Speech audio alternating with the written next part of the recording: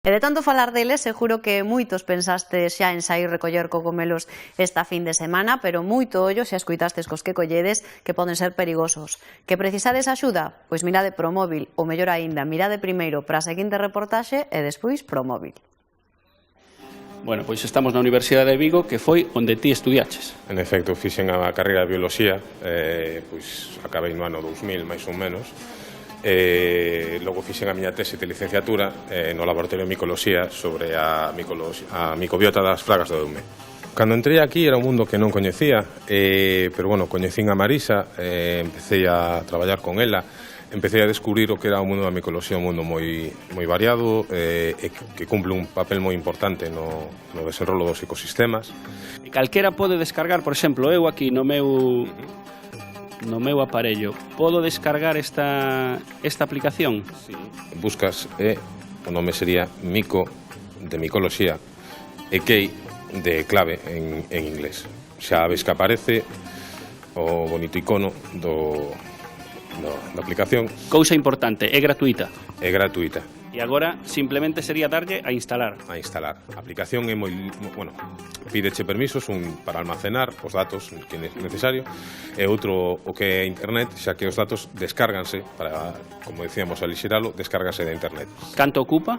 Aplicación 200K, os datos 20 megas, pero non hai que ter a conexión activa cando saes ao monte, eso é moi importante, porque a veces no monte pois a cobertura non é especialmente boa. Como é a primeira vez que baixamos, nos avisa que o arquivo non está, entón nos pregunta se o queremos descargar.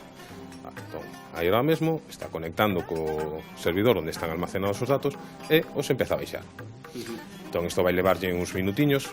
Eu teño experiencia en micoloxía, pero precisamente unha vez tiven todos estes datos e tal, o que fixen foi, pois, o que hai que facer, confirmalo con alguén máis experto que a ti na materia. Neste caso, pois, acudín á universidade, a miña antiga profesora, e dixenlle, mira, estou facendo isto, bueno, me gustaría que lle botaras un ollo para confirmar, porque, mira, 4 ollos ven mellor que 2. Podemos coñecer a esa persoa que supervisou o teu traballo? Sí, presento xa que está por aquí. Vamos a buscar a Marisa, veña.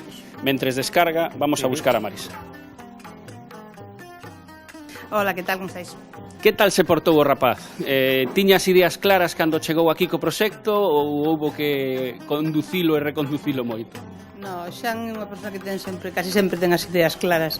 Non sempre vai polo camiño que debe ir, pero casi sempre ten as ideas claras. El tiña moi claro, el é biólogo de formación, además é un biólogo moi particular porque fixo a licenciatura pola rama sanitaria e logo pasou un pouco a facer a tese de licenciatura comigo na rama máis de campo, digamos. Entón é unha persoa con unha formación biolóxica moi completa. Como experta en cogumelos, unha vez que ves a aplicación rematada, cal dirías que é a principal vantaxe de levar isto no móvil? A aplicación, por que é práctica tela no móvil? Porque o móvil pesa pouco e vai con nos a todas partes. É dicir, realmente, hoxe ir cunha mochila, coa guía, coa cámara de fotos, co texto, con faca, aquilo é terrible. En cambio, polo menos o móvil é unha cousa moito máis fácil, además máis práctica para a hora de utilizalo e moito máis visual. As persoas están xa máis acostumbradas, sobre todo a xente máis xoven, aos medios, as novas tecnoloxías e que o papel. Quen debe descargarse esta aplicación? Bueno, a aplicación pode ser útil a calquer micófago e calquer micófilo, non digo micólogos, é dicir, estou facendo diferencia nas palabras. É dicir, un micólogo é xa unha persona que está moito máis alá da aplicación, ou debería de estalo, que é capaz de identificar as especies máis comuns xa a simple vista e é útil tanto para adultos como para personas, para nenos. É dicir, isto vai ser creo que vai ser un éxito como está sendo en outros países do mundo. É dicir, eu non vira claves de fungos, pero si vira manexar a de plantas e de outras cousas. E si funcionan moi ben, realmente. Que todos os cogumelos que son comestibles son identificables a simple vista, que todos teñen un nome popular ou científico, pero teñen un nome, e que se non sabemos aplicar ese nome, o cogumelo non é comestible. Álvaro Cunqueiro decía, non recordo exactamente a frase, pero máis ou menos era que as pombas, co nome de pomba, a pomba era súa, co nome de rula, a rula era súa, e co nome de bidueira, a bidueira era súa. É dicir, unha cousa que non ten nome non a podemos posuer. E se non a podemos posuir, evidentemente non é nosa, e, por lo tanto, non é comestible. E hoxe, afortunadamente, ainda que estemos nunha época de crisis, acho que non toda a xente ten, é dicir, non hai tanta fame como para verse obligado a comer algo que nos pode traer a morte ou nos pode traer un problema hepático serio durante moitos anos. Bueno, pois estamos xa na clase práctica, non? A ver se temos sorte e atopamos. Si, home, non, mira, xa estou vendo aí unha. Home, mira. Eu teño o móvil aquí e o cogumelo aí. Que facemos? Primeiro hai que extraer o cogumelo, como dicíamos antes, enteiro, completo. Entón, con a navalla, cosendo unha navalla, vas con cuidado. Pé con anel membranoso ou pé sen anel? O anel, pois a típica manita, unha cousiña que lle colga, entón, pero este non ten anel. Pé sen anel, traca. Poros simples ou poros compostos?